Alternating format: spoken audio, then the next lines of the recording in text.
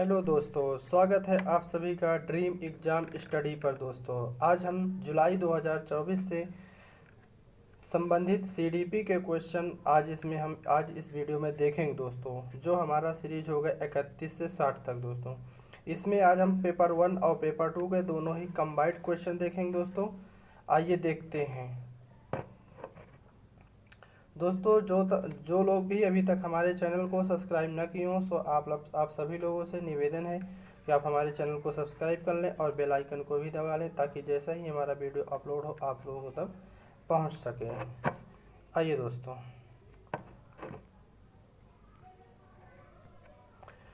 निम्न में से कौन सी प्रणाली विद्यार्थियों की विविध अधिगम जरूरतों को पूरा करने में बाधक है। दोस्तों हमें ऐसी कौन सी प्रणाली है जो विद्यार्थियों की ज़रूरतों को पूरा करने में बाधक होती है?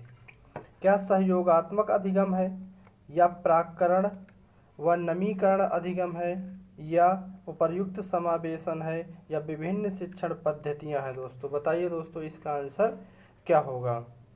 विद्यार्थियों की विविध अधिगम जरूरतों को पूरा करने में बाधक ऐसी कौन सी प्रणाली है? तो दोस्तों जो इसका आंसर होगा वो हमारा होगा प्राक्करण व नमीकरण विधि होगा। चलिए दोस्तों, मूल्यांकन किस उद्देश्य से नहीं किया जाना चाहिए? दोस्तों जो मूल्यांकन है दोस्तों, उसे हमें किस उद्देश्य से नहीं करना चाहिए? बच्चों की तैयारी के स्तर को पता लगाने के लिए, बच्चों की अवधारणात्मक समझ में कमियों की पहचान करने के लिए, बच्चों में प्रतिस्पर्धा की भावना पैदा करने के लिए, यह समझने में मदद करने के लिए कि बच्चा क्या कर सकता है। बताइए दोस्तों, इसका आंसर क्या होगा? मूल्यांकन किस उद्देश्य से नहीं किया जाना चाहिए? दोस्तों तो इसका जो आंसर होगा दोस्तों वो हमारा होगा बच्चों में प्रतिस्पर्धा की भावना जागृत नहीं करना है। दोस्तों क्या करना है? बच्चों में प्रतिस्पर्धा की भावना को पैदा नहीं करना है। चलिए,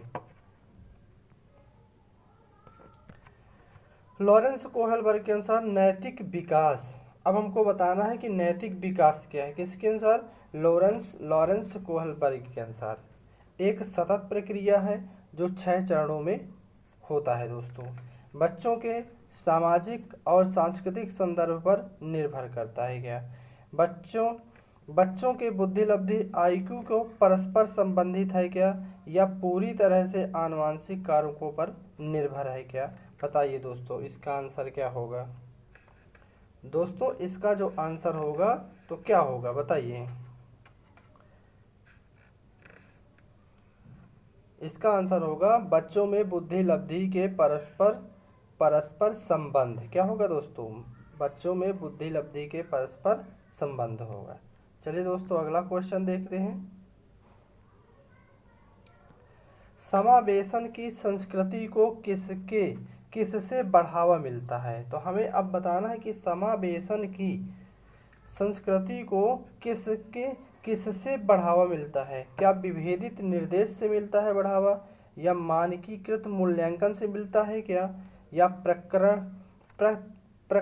पृथक्करण से मिलता है क्या, या नमीकरण से मिलता है? बताइए दोस्तों, इसका जो आंसर होगा तो वो क्या होगा? क्या होगा दोस्तों? जो समावेशन की संस्कृति को बढ़ावा किससे मिलता है? वह है विभेदित निर्देश से मिलता है। किससे मिलता है दोस्तों? विभेदित निर्देश से मिलता है। चलिए अगला क्वेश्चन देखते हैं। क्वेश्चन है, अपनी कक्षा में एक दृष्टिबाधित विद्यार्थी की विशिष्ट जरूरतों को ध्यान में रखकर एक अध्यापिका को क्या शिक्षण शास्त्रीय समायोजन करना चाहिए? एक दृष्टिबाधित बालक को पढ़ाने के लिए एक शिक्षिका को क्या करना चाहिए? क्या उसे दृश्य प्रस्तुतिकरण का प्रावधान करना चाहिए, या सख्त पाठचर्या का पालन करना चाहिए, या स्पर्शिक संसाधनों का इस्तेमाल करना चाहिए, या मानकीकृत मूल्यांकन करना चाहिए? बताइए दोस्तों, इसका आंसर क्या होगा? तो इसका दोस्तों आंसर होगा हमें स्पर्शिक संसाधनों का इस्तेमाल करना चाहिए। किसके लिए? दृष्टिबाधित स्टूडेंट के लिए। क्योंकि और इसे ही स्पर्शिक संसाधन को हम क्या कहते हैं? ब्रेल लिपि कहते हैं। क्या कहते हैं दोस्तों? ब्रेल लिपि कहते हैं। चलिए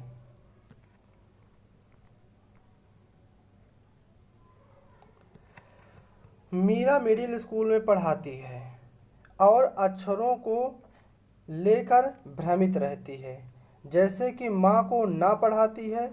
यह किसका विशिष्ट लक्षण है दोस्तों? मीरा क्या करती है? मिडिल स्कूल में पढ़ाती है और अक्षरों के लेकर वह भ्रमित रहती हैं। वह माँ को क्या पढ़ाती हैं? ना पढ़ाती हैं। तो इसमें कौन सा लक्षण होगा हमको ये बताना है।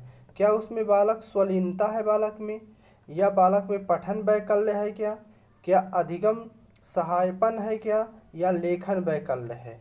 बताइए दोस्तों इसका आंसर क्या होगा। बालक माँ को क्या पढ़ता है? ना पढ़ता है। तो बालक में क्या है? पठन वैकल्य है दोस्तों। क्या है? पठन वैकल्य है। चलिए अगला क्वेश्चन देखते हैं दोस्तों। क्वेश्चन है, प्रेम किसी समस्या को हल करने के लिए बहुत सारे अलग अलग तरीकों की समझ रखता है और चर्चा करते समय हमेशा नए विचारों को पेश करता है। और यह निम्नलिखित में से किसकी विशेषता है? दोस्तों प्रेम क्या करता है? वह बहुत सारे अलग अलग तरीकों को समझ रखता है और चर्चा करते समय हमेशा नए विचार, कैसे विचार? नए विचारों को पेश करता है। तो उसमें कौन सा अधिगम है? बताइए उसमें कौन सी विशेषता है? क्या उसमें रचनात्मकता है क्या दोस्तों? क्या उसमें अधिगम सह्यापन है क्या, या आत्मकेंद्रिता है क्या, या केंद्रीयकरण है? बताइए दोस्तों इसका आंसर क्या होगा। तो दोस्तों मोहन क्या करता है? मोहन रचनात्मकता है। मोहन के अंदर क्या है? रचनात्मकता है। उसे नए नए विचारों को खोजने में मजा आती है, यानी वह नए नए विचारों को करने में सक्षम है, इसलिए उसमें रचनात्मकता है। चलिए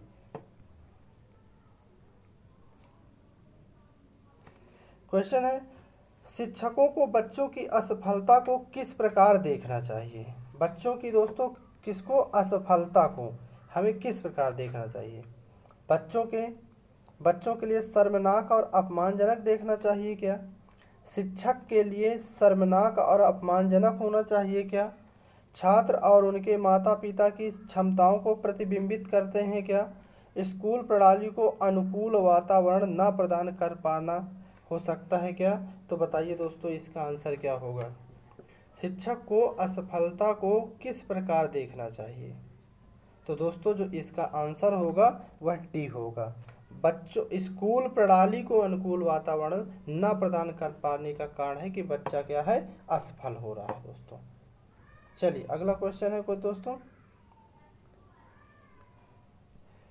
सक्रिय जुड़ाव को निम्न में से किसके द्वारा बढ़ावा नहीं दिया जाता है? सक्रिय जुड़ाव को किसके द्वारा बढ़ावा नहीं दिया जाता है? क्या प्रश्न पूछना, या रट कर स्मरण करना, या खोज विधि, या संवाद विधि? बताइए दोस्तों इसमें जो सक्रिय विधि को बढ़ावा नहीं देती है वह कौन सी विधि होगी दोस्तों? तो क्या होगी दोस्तों? यह होगी रट कर। हमें कभी भी सक्रिय विधि में या किसी कुछ भी हमें रट कर नहीं, उसको समझना है, तभी हम उसमें सक्रियता को जुड़ाव पा सकते हैं। और अगर हमने रटा तो उसमें सक्रियता का जुड़ाव नहीं होगा। चलिए अगला क्वेश्चन है देखते हैं। यदि कोई बच्चा स्कूल में अच्छा प्रदर्शन करने में असमर्थ है तो शिक्षकों को चाहिए, मतलब क्या करना चाहिए? अगर कोई बच्चा अच्छा प्रदर्शन करने में असमर्थ है दोस्तों, तो उसे शिक्षकों को क्या करना चाहिए? उन्हें वे शैक्षणिक रणनीतियों और स्कूल के माहौल में चिंतन करना चाहिए क्या?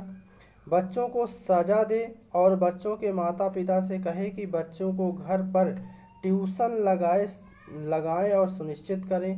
बच्चे को कम योग्यता वाले बच्चों के लिए बने एक अलग संकाय में स्थानांतरित कर दिया जाए। बच्चों को सामाजिक पृष्ठभूमि का पता लगाएं, क्योंकि कुछ समुदाय के बच्चे सीखने में सक्षम नहीं होते हैं। तो दोस्तों इसका आंसर क्या होगा?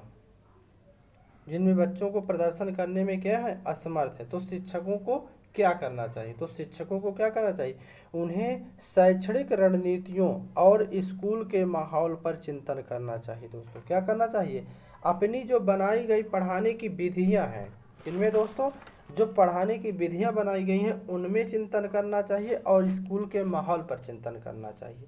ना कि उसके माता पिता को दोष देना चाहिए कि आप ट्यूशन नहीं लगा रहे हैं, कि बच्चों को समुदाय, या आप ये भी नहीं कह सकते कि किसी समुदाय के बच्चे पढ़ने में कमज़ोर होते हैं। ये सब गलत बातें हैं।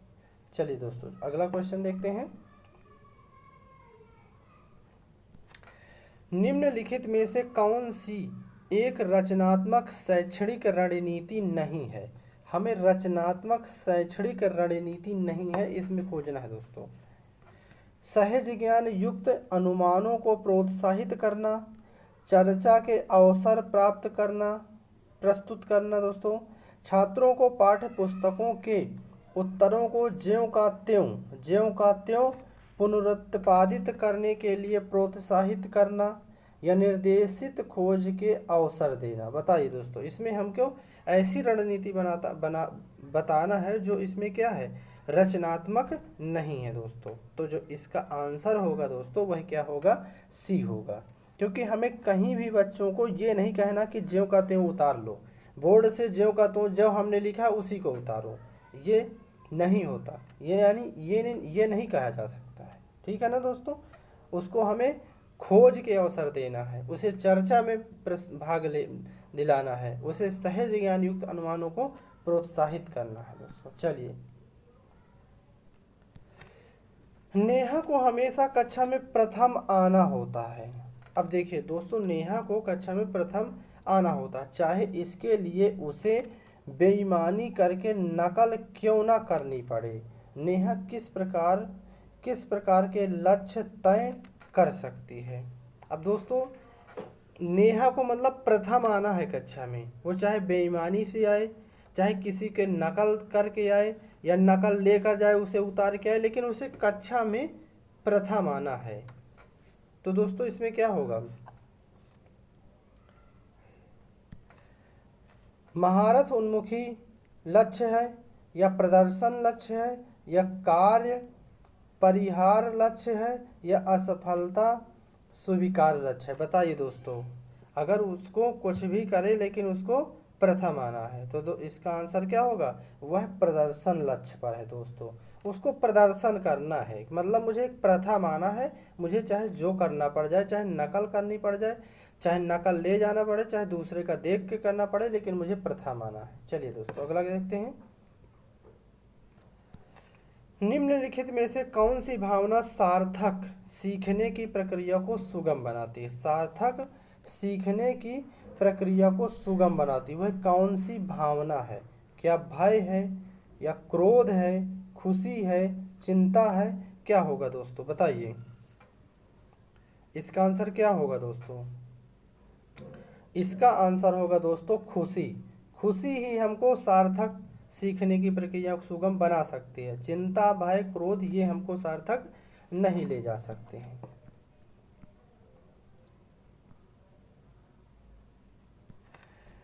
मोहित कहता है मैं अंग्रेजी में अच्छा है। मोहित कहता है मैं अंग्रेजी में अच्छा हूँ, वह तो मैंने उत्तर जल्दी में लिखे थे इसलिए मेरे अच्छे नंबर नहीं आए।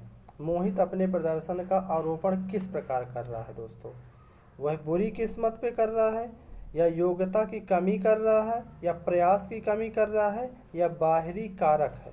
बताइए दोस्तों। मोहित कह रहा है मैं तो अंग्रेजी में अच्छा हूँ पर मैंने उत्तर जल्दबाजी में लिखे इसलिए मेरे अच्छे नंबर नहीं आए हैं। तो मोहित कैसा प्रदर्शन कर रहा है दोस्तों, ये बताना है।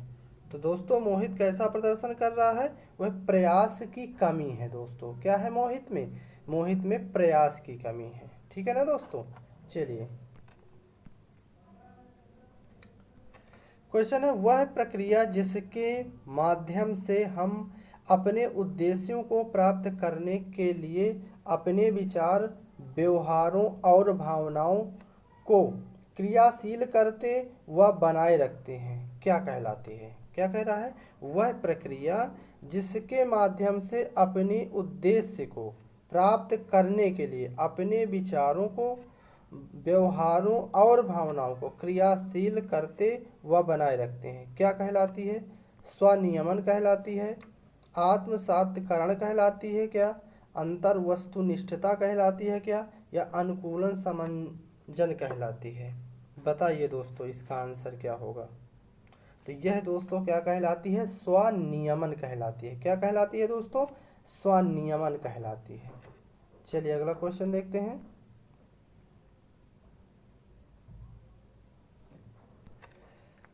समावेशन को बढ़ावा देने के लिए एक सामाजिक सांस्कृतिक कक्षा में प्रभावी शिक्षा शास्त्रीय प्रणाली क्या है? अधिगम के लिए सार्वभौमिक अभिकल्प या डिजाइन का, योग्यता के आधार पर बच्चों को नवीकरण व पृथक्करण करना, आर्थिक स्थिति के आधार पर बच्चों को नवीकरण व पृथक्करण करना, या बच्चों में अंकों के लिए प्रबल प्रतिस्पर्धा करना। क्या समावेशन को बढ़ावा देने के लिए सामाजिक सांस्कृतिक कक्षा में प्रभावी शिक्षण शास्त्रीय प्रणाली क्या है? बताइए दोस्तों।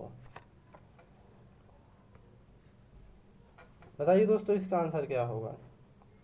दोस्तों इसका आंसर होगा अधिगम के लिए सार्वभौमिक अभिकल्प डिजाइन तैयार करना। दोस्तों क्या होगा?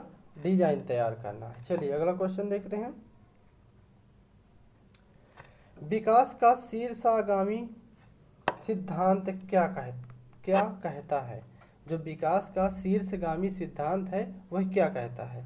विकास दर सभी संस्कृतियों में एक समान होती है, विकास अनिरंतर होता है, विकास सिर से पैर की तरफ होता है, विकास केंद्र से बाह्य तरफ बढ़ता है। बताइए दोस्तों इसका आंसर क्या होगा? क्या होगा दोस्तों इसका आंसर? इसका आंसर होगा दोस्तों विकास सिर से पैर की तरफ बढ़ता है। किसमें? शीर्षगामी सिद्धांत में। कहाँ से? सिर से पैर की तरफ विकास होता है। चलिए दोस्तों अगला क्वेश्चन देखते हैं। निम्न में से कौन सा स्थूल गतिक कौशल का उदाहरण है? हमें बताना स्थूल गतिक कौशल का उदाहरण बताना है दोस्तों। फुटबॉल को धकेलना है क्या, सुई में धागा पिरोना है क्या, लिखने के लिए पेंसिल पकड़ना है क्या दोस्तों, और धागे में मोती पिरोना है। बताइए स्थूल गतिक कौशल बताना है दोस्तों। तो क्या होगा इसमें आंसर? बताइए दोस्तों क्या होगा? फुटबॉल को धकेलना होगा। क्या होगा? फुटबॉल को धकेलना स्थूल गतिक कौशल का उदाहरण है। क्या कह रहा है? जीन पियाजे के संज्ञानात्मक सिद्धांत के अनुसार किस चरण पर बच्चे जटिल समस्याओं के समाधान में तर्क का इस्तेमाल करने में सक्षम हो जाते हैं? मतलब किस अवस्था में बच्चे तर्क करने में सक्षम हो जाते हैं? संवेदीगामक अवस्था में, पूर्व संक्रियात्मक अवस्था में, मूर्त संक्रियात्मक अवस्था में, या औपचारिक संक्रियात्मक अवस्था में? बताइए दोस्तों इसका आंसर क्या होगा? औपचारिक संक्रियात्मक अवस्था में दोस्तों क्या करने लगते हैं बच्चे? अपने तर्क का इस्तेमाल सक्षम हो जाते हैं करने में, अपने तर्क को करने में सक्षम हो जाते हैं। किसमें? औपचारिक संक्रियात्मक अवस्था में।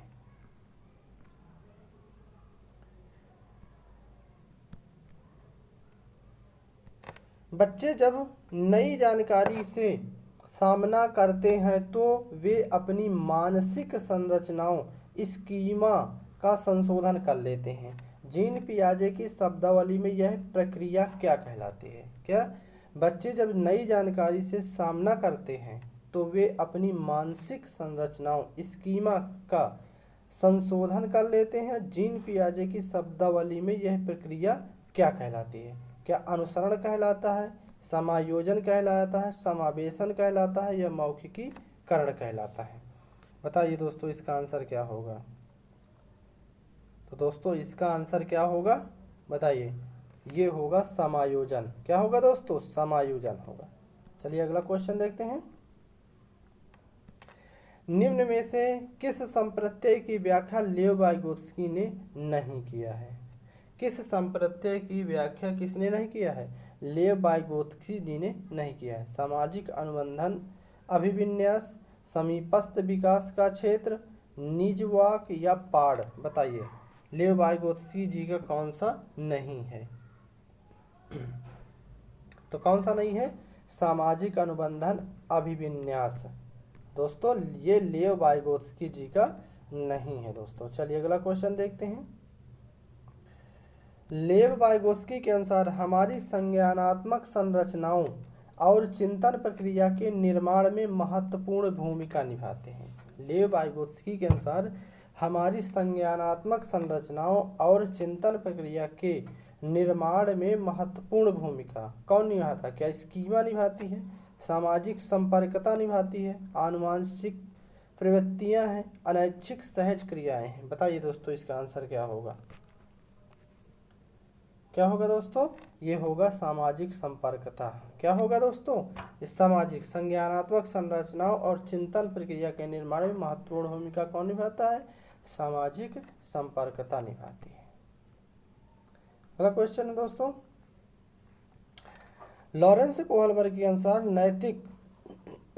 नैतिक विकास के स्तरों का सही क्रम क्या है? हमको लॉरेंस कोहलबर्ग के नैतिक विकास के स्तरों का सही क्रम बताना है।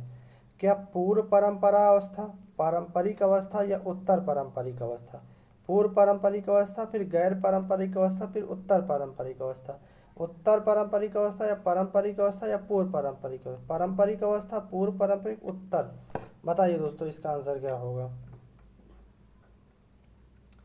तो इसका आंसर होगा दोस्तों पूर्व पारंपरिक अवस्था पहले आएगी, इसके बाद पारंपरिक अवस्था आएगी, फिर उत्तर पारंपरिक अवस्था। पहले क्या आएगा? पूर्व आएगा, फिर पारंपरिक आएगा, फिर उत्तर पारंपरिक अवस्था आएंगी। चलिए अगला क्वेश्चन क्या है दोस्तों? अगला क्वेश्चन है, प्रगतिशील शिक्षा सुझाती है कि शैक्षिक नियोजन का केंद्र होने चाहिए। क्या? प्रगतिशील शिक्षा सुझाती है कि शैक्षिक नियोजन का केंद्र होना चाहिए। क्या? परीक्षाएं होना चाहिए? क्या? अध्यापक, माता पिता, विद्यार्थी? बताइए दोस्तों इसका आंसर क्या होगा? इसका आंसर क्या होगा दोस्तों? प्रगतिशील शिक्षा सुझाती है कि शैक्षिक नियोजन का केंद्र विद्यार्थी होना चाहिए। कौन होना चाहिए दोस्तों? विद्यार्थी होना चाहिए। अगला क्वेश्चन है, हावर्ड गार्डनर के अनुसार एक अच्छा कवि और लेखक होने के लिए एक व्यक्ति में किस प्रकार की बुद्धि होना चाहिए? मतलब एक अच्छा कवि और लेखक होने के लिए उसमें किस प्रकार की बुद्धि होना चाहिए? क्या अंतर्वैयक्तिक होना चाहिए, भाषाई होना चाहिए, शारीरिक गति संवेदी या दिशाई? बताइए दोस्तों इसका आंसर क्या होगा? तो दोस्तों कवि में भाषाई बुद्धि होनी चाहिए। कैसी होनी चाहिए दोस्तों? भाषाई बुद्धि होनी चाहिए। अगला क्वेश्चन क्या है, आपकी कक्षा में जब भी कोई लड़का रोता है तो दूसरे विद्यार्थी उसे कहकर चिढ़ाते हैं कि लड़कियों की तरह व्यवहार मत करो, लड़के नहीं रोते हैं। उसका यह कथन क्या दर्शाता है दोस्तों? मतलब अगर कोई बालक रो रहा है कक्षा में तो कुछ विद्यार्थी उससे क्या कहते हैं कि लड़कियों के जैसा व्यवहार क्यों कर रहे हो, क्योंकि लड़के कभी नहीं रोते हैं। क्या यह लैंगिक समानता है या लैंगिक समता है? क्या लैंगिक समानता है या लैंगिक स्थिरता है या लैंगिक रूढ़िवादिता है? बताइए दोस्तों इसका आंसर क्या होगा? इसका आंसर होगा दोस्तों यह लैंगिक रूढ़िवादिता है। ठीक है ना दोस्तों? चलिए अगला क्वेश्चन देखते हैं, विद्यार्थियों की अधिगम शैली चयन में व्यक्तिगत भिन्नताओं को किस नज़रिए से देखना चाहिए? विद्यार्थियों की अधिगम शैली चयन में व्यक्तिगत भिन्नताओं को किस नज़रिए से देखना चाहिए? अध्यापन अधिगम प्रक्रिया में बाधा के रूप में, विकास प्रक्रिया के एक प्राकृतिक और स्वाभाविक रूप में, एक प्रकार के असामान्य व्यवहार के रूप में या अभिसारी चिंतन के नतीजे के रूप में? बताइए दोस्तों इसका जो आंसर होगा तो क्या होगा दोस्तों? इसका आंसर होगा क्या होगा दोस्तों? इसका आंसर होगा विकास प्रक्रिया के एक प्राकृतिक और स्वाभाविक रूप में। कैसा देखना चाहिए? स्वाभाविक और प्राकृतिक रूप में। चलिए अगला क्वेश्चन देखते हैं। अधिगम हेतु मूल्यांकन के संदर्भ में निम्न में से कौन सा कथन सही नहीं है? अधिगम के मूल्यांकन के लिए कौन सा कथन सही नहीं है? मूल्यांकन व्यापक होना चाहिए क्या? मूल्यांकन सतत होना चाहिए क्या? मूल्यांकन मानकीकृत परीक्षण द्वारा करना चाहिए? विद्यार्थियों द्वारा स्व मूल्यांकन अधिगम हेतु मूल्यांकन का हिस्सा होना चाहिए? बताइए दोस्तों इसका आंसर क्या होगा? तो इसका आंसर होगा दोस्तों मूल्यांकन मानकीकृत परीक्षण द्वारा करना चाहिए। ये हमारा क्या होगा? यही हमारा गलत होगा। ठीक है ना दोस्तों, सतत भी होगा, व्यापक भी होगा, स्व मूल्यांकन भी होगा। अगला क्वेश्चन देखते हैं। शिक्षक द्वारा पूछे गए निम्नलिखित में से कौन सा प्रश्न बच्चों में रचनात्मकता और समस्या समाधान दृष्टिकोण को बढ़ावा देता है? मतलब शिक्षक द्वारा पूछे गए प्रश्नों में रचनात्मकता और समस्या समाधान दृष्टिकोण को बढ़ावा देता है। आपका नाम है क्या? आप अपने शहर में प्रदूषण कर से कम कर सकते हो? आप कहाँ रहते हैं? भारत को आज़ादी कब मिली? बताइए दोस्तों इसका आंसर क्या होगा? क्या होगा दोस्तों इसका आंसर? इसका आंसर होगा दोस्तों आप अपने शहर में प्रदूषण कैसे कम कर सकते हो। ठीक है ना दोस्तों। चलिए अगला क्वेश्चन देखते हैं।